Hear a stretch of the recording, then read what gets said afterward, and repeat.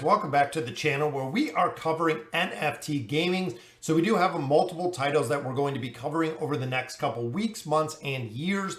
Today we are looking at Illuvium, and I'm kind of doing a summary of what has been going on in Illuvium. Also looking at the character leaks that we have seen over the past week. A lot of players really love the content that I provide. If you do as well, go ahead and click on that subscription button, turn on the notification so you can stay up to date with all the Illuvium and the NFT gaming content. And the reason for that is with the leaks that I cover and with the information, a lot of it comes from Discord. If you're not super active on Discord, you're going to be missing a lot of the information. Because a lot of it just comes from the Illuvium mods and comes from the staff of Illuvium itself, meaning there is no document related to it. A lot of people do go back and search for some of the conversations that we've had with Johnny and Aaron and the entire team of Illuvium to go ahead and get some of these mods. So let's go ahead and we'll get right into the video. Here we go, guys. This is the character leaks and the ILV summary. So we're going to run through this pretty quick. Land sale, tentative date is now January 15th. They were saying the 3rd. Again, Kieran kind of alluded to, he knows the date that it's going to be, but he is not saying to satisfy the players and the leaks that are coming. Again, this is kind of the tentative date. A lot of people on Discord were disappointed about this, but ultimately the date has been postponed a little bit again. Now it is going to include tier 1 to tier 4 Dutch auction, meaning the prices are starting very high. Now, the original document that we got, the prices were really low, and I think considerably low in the tier 1, 2, and 3 categories, just because of the sheer amount of SILV that is out there. For the auction, SILV is going to be tied to the ILV price. And even looking at the SILV today, it's trading about $500. The ILV is about $1,300, which give or take depending on the day. So it is trading, at over a 50% discount, which is pretty good if you're going to get into the land sale using that SILV. Now, we will know the tier and we will know the plot location, the zone that you're buying it in. Those we are going to know. The resources and the fuel sites we are not going to know. Staking rewards, SILV versus ILV. Now, this has been a debate again from the staking pool. A lot of things like that is either staking your ILV to get the revenue distributions from the land sale or redeeming it as SILV to go ahead and purchase land. In my opinion, and again, this is from me, from the player's perspective, I would absolutely go with the SILV just for the simple fact with the rewards that you're getting, you're paying for the land with the rewards. So if you put, a substantial amount into Illuvium and you get the SILV rewards, essentially the rewards can pay for your land while you still have the initial stake that you put in there. If you're in the investment side, not interested in playing the Illuvium 0 game, I would definitely go the ILV route because you're going to be eligible for the revenue distribution based on the amount of ILV that you do have. Now the guilds, this has been another part where we don't know much. So what I would like to see, guys, play and earn together. They really need something that kind of ties the thread of putting the guilds together. They've also talked about exchanging blueprints. So the way that this is going to work, and again, this is a lot of what we've gotten from the Discord server, is I play Illuvium 0, I discover a blueprint. I can sell the blueprint on the open market, or I can trade the blueprint, meaning that I could take, the blueprint and let's say send it over to Vulcan. Vulcan can use the blueprint, craft the items that he's looking for, send me back the blueprint. But the problem with this is there is no guarantee that the blueprint is going to be returned from another player because they really have no incentive to return that blueprint other than kind of working on the honor system, especially when some of the higher tier blueprints are going to be rare and some of the higher tier blueprints are going to be super expensive to get if you're looking to buy these. So ultimately, I would like to see a guild functionality where if I'm a player that has researched and found a blueprint within Illuvium 0, that I am going to be able to share it in the main game if I own it within my wallet with the rest of the guild. I think it would really build a solid one. So for instance, if I found a rare blueprint, I could share the blueprint with my guildies without actually having to give them the NFT. Again, I think it would be really cool. Same with the shared resources. So if, someone needs additional fuel, if I have fuel in my bank, with my hero on Illuvium, if I could share the resources with them, helping people out is really what the guild is about. There has to be, again, some common unity to the things that are coming from Illuvium, more than just a chat group, I guess. And that's unfortunately what a lot of games kind of run into, is it is just a chat group, but more of a community building. And I'd also like to see guild PvP in the future.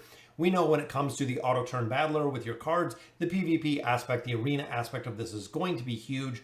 Creating competitions around this is what reminds me of like the esports competitions, things of that nature, where it is not just player versus player, but it could also be, guild versus guild, whether it's 5-on-5, 10-on-10, so on and so forth. I think it would be a really cool way to introduce guilds to Illuvium. So looking here, upgrading. This gets into the V2, which again, just kind of covering a lot of the topics that are being thrown around Illuvium right now. There are really two big differences that you have to know. One is upgrading, one is migrating. So upgrading and migrating. So upgrading is if you have staked coins, which we'll cover in just a minute. Your V2 contracts can be read by, or your V1 contracts can be read by V2. I actually typed that a little backwards. Meaning that on V2, they can read the V1 contracts, which is the reason for the upgrade, guys. Upgrading will keep your tokens on V1. They will remain on V1. And again, from my understanding, you are going to have rewards that are going to be on V1 as well, which means that if your tokens are on V1, when you go to redeem your rewards on V1, that is right, guys, you are still going to pay the V1 gas fees until you do the migration aspect of it. Now, one pool versus two pools. If you're in the ILV pool, it is one pool. If you are in the SLP pool, it is one pool. However, if you're just like me and I'm actually in both pools, so I do have stake in both pools, I am going to be required to upgrade both pools. So if you're in one, you only have to one or the other, you only have to upgrade one pool. If you're in both pools, you have to do both pools, and you will have to pay the Ethereum gas fees to upgrade both pools. Now, as you see in the bold in the very bottom, and I have this on the slides, must upgrade to receive rewards. That is right, guys. If you do not upgrade or if you do not migrate, you will no longer receive rewards in Illuvium. All of the players that have all of the Illuvium staked, you will not receive rewards if you do not upgrade or migrate. You have to take action with one or the other. Now, migration is the other one. So this is moving tokens instead of giving the ability for V2 to read the V1 contracts. This is actually moving the tokens to a completely new contract on V2. Now, it does keep the same weight. Big thing with this is lower claiming fees, so it's not going to be as expensive for gas when you claim the rewards. Both pools claimed together. Now, what that means is you can kind of claim everything together. And again, from my understanding, kind of the comprehension of what I have of it, you can actually claim the pools together. It's not going to be broken into you having to claim the pools individually, which again can account for a little bit more gas. They can be claimed together, and all of your tokens at that point, if you're doing the migration, will be on V2. And again, last note, must migrate to receive rewards. You have to do one or the other, guys. You either have to migrate the tokens or you have to upgrade the tokens to go ahead and still continue to receive rewards. Now, this is really the difference, and this is what I understand and where I want to make it crystal clear to people is locked tokens. So if you look on the Illuvium website and your tokens are locked, you have to upgrade them. That's plain and simple. You have to upgrade them. If you do not upgrade them, again, you will not receive rewards going forward. If tokens are unlocked, the unlocked tokens have to migrate. That is right, guys. The unlocked tokens on V1 will migrate to V2 and they will remain on V2. That is where they're going to be. And again, you have to do this to receive rewards. Now, again, the one pool versus the two pools.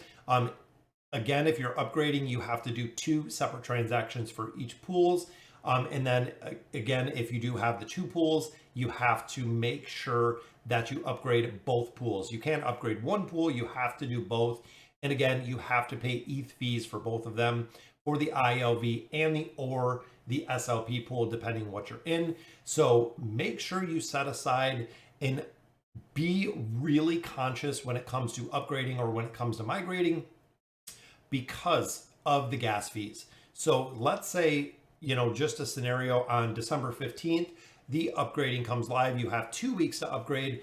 A lot of players are going to do it early because they have a much higher stake in Illuvium. Let's say they have, not thousands of dollars, but tens of thousands or hundreds of thousands of dollars, to pay a couple $100 to upgrade to have it done easy.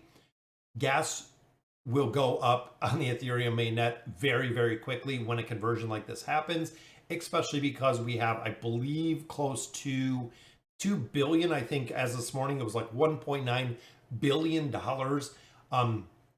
in Illuvium itself. So the fees could be astronomical. Again, really planning when you're going to do the upgrading or the migrating based on the Ethereum fees that you're going to have to pay within there, because I don't want it to be absolutely astronomical when it comes to the fees that you have to pay.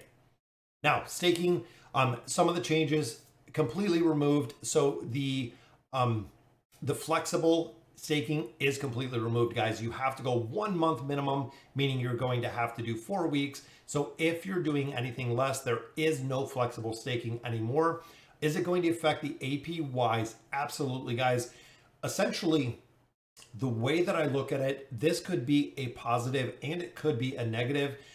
If you have, let's say, of the 400 million in the SLP pool, if you have 100 million of that is a flexible staking. Flexible staking is not going to be an option, which means theoretically, you're not going to have that $100 million staked for a month or greater. You could possibly have, let's say, 30 million, 50 million, whatever it may be, the numbers to see exactly where the APY. So essentially, the pool is going to be a lot smaller because it's going to remove all of the players that had the flexible staking in there, unless they're looking to go ahead and secure it and stake it for a longer time. Now, this could also affect the APY again because of the pool size. Might get quite a bit smaller, but it might also get larger just because people are staking for a longer amount of time. And now these staking efforts are cheaper. So that's going to be the other driving thing here. I feel like a lot more players might look to stake and might look to stake a little bit longer, just for the simple fact that it is going to be cheaper. Even getting the redemption of the rewards is going to be much cheaper. Now, lower staking amounts, wait for V2. So if you are currently not staked and you have a couple $1,000s, even Aaron said over on Discord, just wait for V2. There's no reason to stake it now for a couple $1,000s. The rewards are not going to be high enough to go ahead and cover all of the gas it's going to take to stake now, just to go ahead and upgrade later where you're going to have to pay more gas fees. He said a couple thousand. I would just wait, but do your own research, guys. Do your own math. There is a ton of calculators under the staking pins in Discord. Go ahead and check them out. Other thing is, he said, if you have tens of thousands of dollars, yes, it could definitely be beneficial to staking it now. And then remember, for 2 weeks, we're not going to get rewards, but we are going to be compensated for that. So ultimately, staking, if you got 10, 20, 30, 40, whatever it may be, tens of thousands of dollars, definitely go ahead and stake. If it's a couple thousand, you don't want to eat up a big chunk of that in the gas fees, only to have to go ahead and either migrate it or go ahead and upgrade it within the next couple weeks. Now, V1 has higher gas fees, V2 has lower gas fees, which is the big reason, and also the security factor of it. So V2, there is a lot of security behind it that they've been working on, that again, a lot of other players have shared. I'm just trying to do kind of a summary here. And again, you must upgrade or migrate to receive rewards in the future, guys. So let's go ahead and we will look at some of the leaks. Again, I love covering these. This is actually a plant creature, very cool looking, and I love the 3D modeling, but when you get into the actual coloring of it, you see how it looks from all sides. It looks like it's got claws kind of on the end of the vines, but then when you add the actual dimensions into it, guys, look how absolutely amazing it looks, from even the blue tints on the end to the purplish tints kind of in the middle, and then it almost looks like it's got almost like grown on fangs here, but absolutely phenomenal. Again, with all of this artwork that they're coming out with in this cool orb. We're not sure if these are going to be things at this point that you can collect, because remember, there are going to be a lot of things in Illuvium in the main game that you're going to have to collect to build weapons and armor and things of that nature. There's going to be a lot to it. 3D modeling, again, you can see where they're kind of building where the vines are going to be around some of the alluvials, which is cool. The 3D modeling is just absolutely crazy with the amount of detail that, and honestly, the time and effort that it takes to do this is crazy. You can even see the 3D lands, how they're building them, also getting the size down, getting the dimensions down to where your playable character is going to be with the assets that they have. Now, again, we have quite a few videos in here, and I love how it almost looks like it hovers in the air. I know this isn't completely finished, but just the strange different land that we're going to have in Illuvium and how cool it's going to look.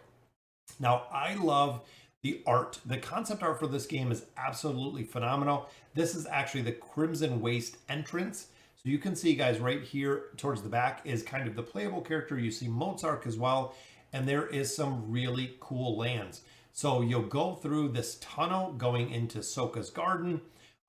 Again, looking at the assets, looking at all of the things you're going to be able to collect and explore within this game. And then on the other side, you will actually get into the garden, which again, it is just absolutely phenomenal with how this is going to look and how game is going to play out, guys. I honestly think it's going to be crazy. Right here, we do have the battle format. So this is where the alluvials themselves will actually battle. And just look at the time and effort that is put into how this looks. Now, they did do quite a few links here, or quite a few leaks of how some of the stuff is going to work. And this is really the pre-match phase and then the match phase. So you can see, you have your deck building selection, you queue for a match, there's a match found. So now you have another player, the opponent's deck is revealed. So you're going to see exactly what cards he has, legendary enhancement bidding. Not sure exactly what that's going to be. And then a placement round, board reveals. So seeing exactly where they're placed. Then you place your items. So again, looking at the phase of how the PvP is kind of going to flow, you place your alluvials right here.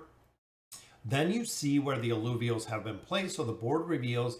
Then you can item placement round. So you're going to place the items and then boom, the battle round. This is going to kick in the auto battler.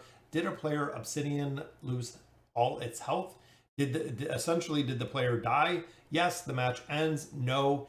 How many current rounds are there? Current round is equal to 3. If it's a no, it goes back up here. If it's a yes, it comes right back here to the legendary enchantment bidding. Again, this is going to be kind of the general flow that they leaked on there. There's been a lot of stuff coming out, but really, again, tying the threads on how this is all going to go together is kind of yet to be seen. So this is some of the skills. So conflagrate, which is fire times nature. So fire and nature together. This is going to be some of the set bonuses you're going to get with the alluvials. I think if you have the same alluvials together, they are going to have some abilities that are going to be kind of tied. So fire, vulnerability, nature, 10 health gained on hit, combining the fire and nature together. So in what I'm thinking, again, kind of reading this, is you're going to have different amounts of alluvials, just like we've seen with set bonuses, that we've seen with faction bonuses, things of that nature. The actual gameplay of how this is going to work, the mechanics and the programming behind it on how this is going to work. Just like here, we have a fighter and then you have a bulwark. So the fighter is kind of like the damage hero. The bulwark is kind of the tank alluvial. So you see here, every 5 attacks deals extra damage and have physical pierce, 3, 6, and 9. And then, of course, they gain additional health, physical, and energy, so on and so forth. And again, this might be based on levels. This could be, I'm assuming this is going to be based on levels. So if you're on level 3, 6, or 9, again, we still have a insane amount to figure out with this game as it continues to come out. And just back to some of the leaks, again, I put them all in order as they are leaked over on the Discord server. So it does have a rhyme and reason why we do this, guys. And look at this. This is insanity, guys. This, the detail here, the color, it's insane. I cannot wait to see some of these actually built in the game. It's going to be awesome to see. And even this, guys, the artwork in here is just absolutely crazy. See these growing on the side of a mountain, side of a hill, burning steps, things of that nature. This is one that I absolutely love, guys. Atlas is probably the coolest alluvial. Everybody wants Atlas, but looking at how he attacks, 2 swipes and a backflip with his double back talons. His double back claws is awesome, guys. I love how he flips. This is going to be so cool. I'm going to play it one more time. It is going to be so cool to see him in action, as well as a lot of these alluvials. But the water coming off of him, the backflips that he does, is just so cool to see. And this one again with the flaming, the way that they built these guys is insane. It's gonna be completely crazy to watch. Now they've also said that you can see moving camera angles here. You're gonna have the ability to kind of scroll around and move cameras just like you see it right here. So you can get into as close or as far away to combat as you want to, really scrolling. But look at the heat just coming off the alluvial guy. It is breathtaking. It is crazy. You can even see like the little puffs of smoke on the side on how they are building things out, guys. There's going to be 100 of these. That is right, guys. There is going to be 100 of these, just like I said, which is going to be just absolutely crazy. This is a baby Atlas, which we got the little swipes. You see the back tail there. And then, of course, the giant version of the Phase 3 Atlas, which goes to the tail instead of the flips, but still just an absolute beast when it comes to seeing the build out of these alluvials, guys. This one's the elk. We've seen this actually a couple times, kind of how the basic attacks are going to look and how the auto attacks are going to look. Here we see it kind of the same. You can see the little thing where it shoots, which is the finished product here. Again, we've seen this one before. Very cool looking. You can see the damage coming down, and it gets bigger, it gets more detailed, it gets stronger as it continues through down the line. Now, some of the last leaks, guys, players were going crazy about this one because they're like, okay, well, it kind of looks like an egg. Is this going to be something you harness? Is this going to be something that contains an alluvial? Is this going to be something that you could pick up, hold on to, and hatch later, because this is where the alluvials came from? Again, we're completely unsure exactly what this is going to be, but as they continue to leak all of this stuff, it is absolutely crazy to see. This almost looks like a giant jellyfish, but it's like a floral neon asset, which is cool. I can see it being in a couple different zones, or it's going to be the same one that just changes color through the entire thing, which again is absolutely amazing, guys. Looking at the things that we are going to see with this game and how they built this game, it is going to be crazy popular. You know, they're saying 1 million players to start. They're saying 2, 3, 5, 7, whatever it may be, guys. The Illuvium game is going to be very cool. Even if it comes out and it doesn't do as well as a lot of people think, I am still super stoked. I'm super stoked for the Illuvium Zero, as well as the main game, and seeing the time and effort that they put into this. Guys, there is no doubt in my mind this is going to be super powerful. All right, so that will do it for the leaks for today, guys. Let me know in the comments what you guys think, and as always, thank you guys for watching.